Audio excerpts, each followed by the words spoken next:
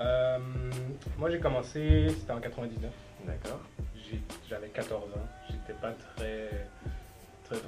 très sportif comme jeune. J'évitais tous les cours de sport tout le temps. Mais j'étais surtout un jeune qui se faisait souvent raqueter à l'école. D'accord. Et au bout d'un moment, je pense que c'est le cas de tous les enfants. T'en as marre. Ouais.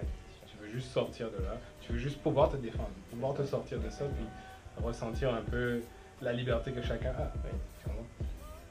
Donc moi, j'ai fait un peu ma recherche. Je me suis dit, ok, ça me prend quelque chose, une compétence qui me permette de me sortir de ce genre de situation. Fait que j'ai essayé beaucoup de choses. J'ai essayé les arts martiaux, j'ai essayé d'autres styles de sport ou d'activités qui développaient ma condition physique, mais rien ne m'allait parce que je trouvais pas de finalité. Les arts martiaux avaient une finalité en tant que telle, mais ce n'était pas vraiment une solution parce que la violence, j'ai toujours trouvé ça quelque chose qui ne me correspondait. Donc j'ai commencé le parcours, j'ai rencontré des gens qui en pratiquaient déjà. C'était en France et j'ai commencé, ils m'ont pris un peu sous leur aile puis j'ai commencé avec eux. C'était extrêmement dur les premiers jours, même les premiers mois. Tu te rends pas compte à quel point c'est difficile tant que tu n'as pas commencé. C'est ça, niveau physique. Ouais. J'ai commencé avec eux, c'était des gars qui pouvaient grimper 5 étages en même pas 10 secondes. Ah, d'accord. Ouais. Je me suis entraîné avec eux pendant 2 ans à peu près. Ensuite, je me suis entraîné avec des amis qui pratiquaient aussi. On est resté longtemps durant à peu près le reste de ma période de lycée. Et ensuite, je suis parti de la Martinique en 2004 pour aller à Montréal. Je voulais changer de vie, je voulais vraiment partir dans un endroit où je connaissais personne, que je voulais redémarrer tout. Et donc c'est ce que j'ai fait. Ensuite, qu'est-ce que j'ai fait? J'ai passé des diplômes en anglais, j'ai passé des diplômes en informatique, j'ai aussi passé des diplômes en kinésiologie, ce qui regroupe un peu la médecine sportive en général. Et j'ai fait quelques formations en yoga, formations en entraîneur personnel, de groupe, tout ce qui a trait à l'activité physique. Mais surtout le parcours, ça a été quelque chose qui a toujours été là. J'ai toujours pratiqué tout le temps. Et c'est des choses qui m'ont sauvé énormément de fois. Non seulement dans la vie de tous les jours, avec la philosophie que ça véhicule, mais aussi dans les situations qui me sont tombées dessus. Okay? Quand tu vois que quand les gars ils viennent te raqueter puis qu'ils voient que toi tu montes un mur de 3 mètres, 4 mètres, ils se calment. Ils vont pas dessus. Puis ça, je trouve que c'était la finalité que je recherche. Je voulais être capable de pouvoir me déplacer dans l'espace. N'importe où. À 360 degrés, je pouvais savoir que je pouvais aller devant, derrière, à droite, à gauche, en haut, en bas. Et ça, c'est le genre de liberté que très peu de gens ont et arrivent à concevoir. Parce que souvent, même à l'heure actuelle où je suis instructeur de parcours, les gens qui viennent me voir, ils ont du mal à concevoir que eux aussi pourront être capables de faire ce genre de choses. D'accord. Et c'est ça la finalité. Ouais.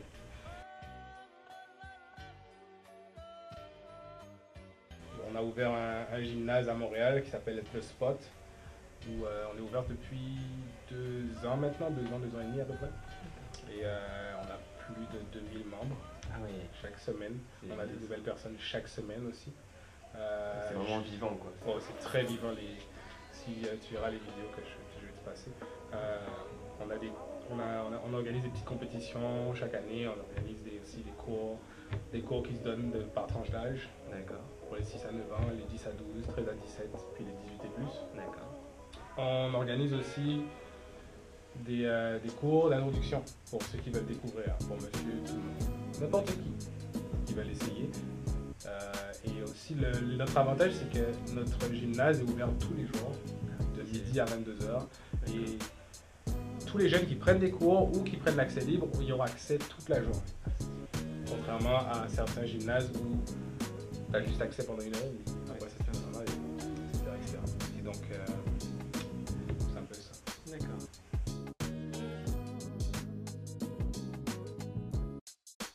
Nous, quand on a commencé, c'était beaucoup de... Le parcours n'était pas vraiment développé. Donc, c'était beaucoup d'essais-erreurs.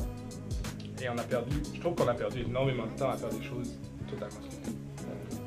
Et je pense que c'est bien que maintenant, je trouve que les jeunes qui commencent maintenant sont bien entourés. Parce qu'ils ont des gens qui ont eu les expériences, qui savent quoi faire, quoi ne pas faire, qui peuvent les guider pour qu'après, dans plusieurs décennies, on se retrouve avec des traceurs qui sont capables de faire des choses inimaginables. Pourquoi? Parce qu'ils auront suivi le bon entraînement, ils sauront quoi faire, alors à quel âge, quoi ne pas faire, etc.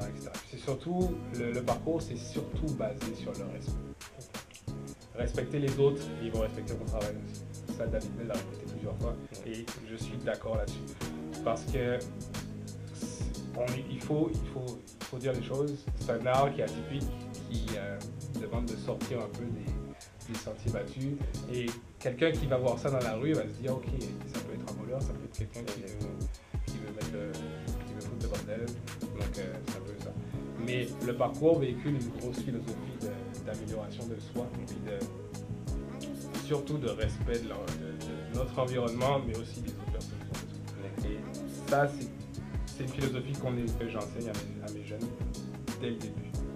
Pour que, comme ça, je sais que mes élèves qui étudient avec moi depuis un an, je suis sûr qu'eux, ils vont prendre la bonne décision quand ils iront dans des endroits publics ou privés. Ils sauront quoi faire. De même que mes jeunes qui ont à peu près un peu moins de 12 ans, on a des poutres qui sont placées super hautes. Ils ont reçu l'entraînement pour ça. Ils ont reçu notre philosophie, notre façon de voir les choses, notre façon d'approcher des obstacles difficiles. Et tous ceux qui savent le faire, les parents sont étonnés de voir que tous ceux qui savent le faire, ils le font correctement, ils sont attentifs. Ceux qui ont peur, ils savent, ok, j'ai peur, je ne le fais pas tout de suite, je vais m'entraîner plus bas, je vais revenir plus tard. Et juste le fait de voir ça, ils voient qu'au final, c'est plus leurs enfants qui les éduquent. Pourquoi? Parce que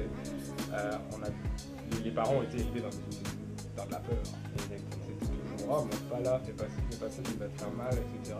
Mais c'est pas comme ça que tu éduques un enfant. C'est pas qu'un enfant comme ça, il y a un enfant qui développe. Donc voilà. Moi, je conseille à ceux qui veulent commencer surtout de commencer avec les bonnes personnes, commencer avec la bonne attitude.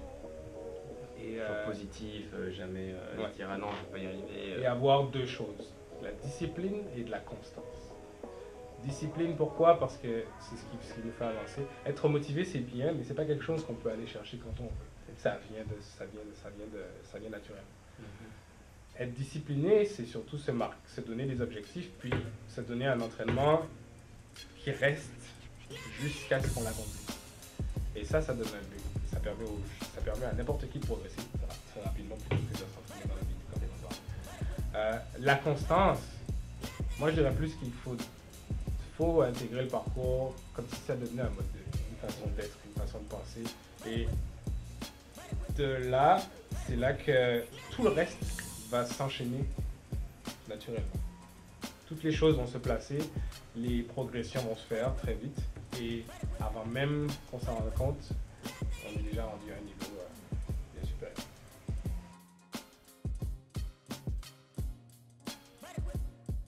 Oui, j'ai travaillé avec eux pour l'occasion, ce qu'on appelait l'ADD Experience. C'était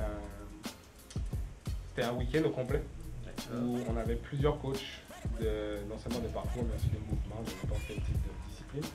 Où on était tous ensemble et on enseignait un peu à des avancés comme des débutants pendant tout le week-end. Et j'ai pu partager un peu avec eux mes expériences, puis les leurs aussi. Et en rencontrant ces gars-là, tu vois que c'est des gens qui, comme toi, ont appris qui ont appris dans la rue, mais moi, c'est sûr qu'après, j'ai appris à l'université, puis j'ai reçu mes enseignements académiques. Mais c'est là que tu vois un peu, tu arrives à faire la différence. Quelqu'un qui a appris dans la rue a des méthodes qui sont très similaires à celles des personnes qui ont appris dans des universités. Elles sont similaires, c'est juste que les approches sont très différentes. Le naturel n'est pas pareil. C'est plus de réalité que de... Exactement, il y a plus d'approches pratiques plutôt que d'approches théoriques. Il y aura moins de mots scientifiques, il y aura plus de démonstrations. Exactement. Exactement. Et c'est des gens qui ont énormément d'expérience de vie. Ça, je pense que ça, c'est supérieur à tout.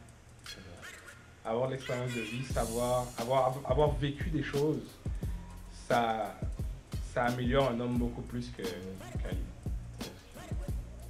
Et c'est des gens extrêmement gentils, extrêmement simples. Et ils sont basés sur une culture de l'effort que très peu de personnes ont. Et je me rappelle les entraînements qu'ils ont fait, c'était assez horrible. Mais moi j'aimais ça parce que j'ai toujours été bien. Mais pour quelqu'un de normal qui vient de commencer, là, il va me dire. Mais c'est juste que l'attitude, la philosophie, tout ça, ils l'englobent dans leur façon d'être. Et ça, c'est quelque chose qui est difficile à acquérir si tu n'as pas d'expérience. Ils arrivent à, sans te la sortir avec leurs mots, ils arrivent à te transmettre la philosophie que eux, ils veulent véhiculer. Puis ça, je trouve que c'est bon. D'accord. Merci beaucoup, Kai. Pas de problème. Et puis,